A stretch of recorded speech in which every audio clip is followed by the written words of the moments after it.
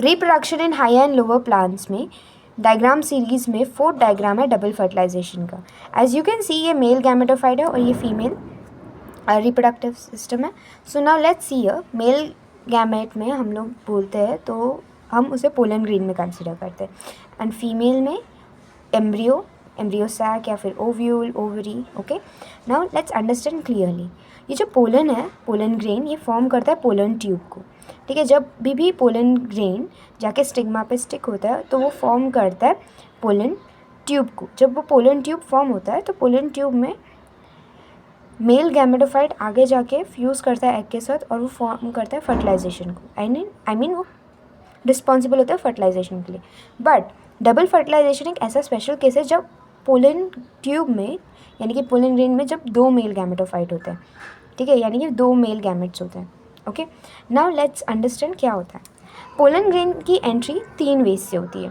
ठीक है, तो ये जो पहला वाला एंट्री है वो है पोरोगैमी, यानी कि डायरेक्टली माइक्रोपाइलर एंड से जब मेल गैमेटोफाइट एंटर करता है, I mean pollen grain enter करता है यहाँ से और एग के साथ फ्यूज़ करता है।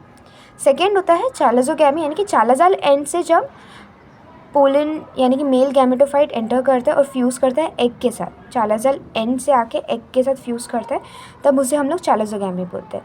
एक होता है मीजोगैमी, यानी कि जो मेल गैमेटोफाइट है वो कोई भी इंटेग्यूमेंट, इनर या आउटर इंटेग्यूमेंट से आके फ्यूज़ करता है एग के साथ, तब हमें उसे बोलते हैं mesogamy. Okay, now let's understand fertilization हो कैसे रहा है। जब भी मेल गैमेट जाके एग के साथ फ्यूज़ करता है और इसकी वजह से सीन गैमी होती है, यानी कि 2n का कंडीशन हो जाता है। Okay, now double fertilization is a special case. Okay, यहाँ पर क्या होता है, जब मेल गैमेटोफाइट यानी कि पोलन ग्रेन में 2 मेल गैमेट्स आ जाते हैं तो जो पहला वाला होता है वो फ्यूज़ करता है एग के साथ और दूसरा वाला होता है वो सेकेंडरी पोलर न्यूक्लियस के साथ फ्यूज़ करता है, यानी कि सेकेंडरी बॉडीज़ के साथ या पोलर न्यूक्लियस या सेकेंडरी न्यूक्लियस के साथ फ्यूज़ करता है। नाउ ट्रिपल फ्यूजन क्या होता है, PEN condition.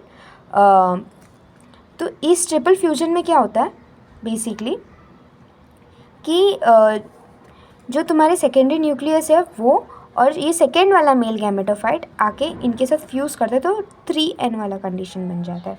Okay, now clear. Now इसमें कुछ और चीज़ों की जानने की ज़रूरत है, जैसे कि सिग्निफिकेंस। पहला है इसका यूनिक टू एंजियोस्पर्म। ये जो डबल फर्टिलाइजेशन है ये बहुत यूनिक है एंजियोस्पर्म्स में।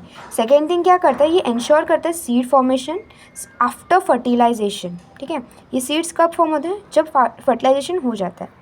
और इसमें एक और एक चीज़ याद रखना है, वो है क्या कि जाइगोट, ठीक है, जो जाइगोट रहता है वो एम्ब्रियो में बनता है। ओके, और ये जो PEN है वो फॉर्म हो जाता है न्यूट्रिटिव एंडोस्पर्म में।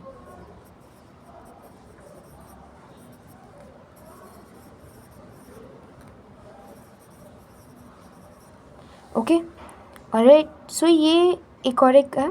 नेक्स्ट पॉइंट ये हम याद रख सकते हैं वो है रिस्टोरेशन ऑफ डिप्लॉयड कंडीशंस, यानी कि जो इसका जो हिस्ट्री है वो रिस्टोर करता है डिप्लॉयड कंडीशंस में और प्रिवेंट करता है पॉली एम्ब्रियो, यानी कि मल्टीपल एम्ब्रियोज फॉर्म करने के लिए।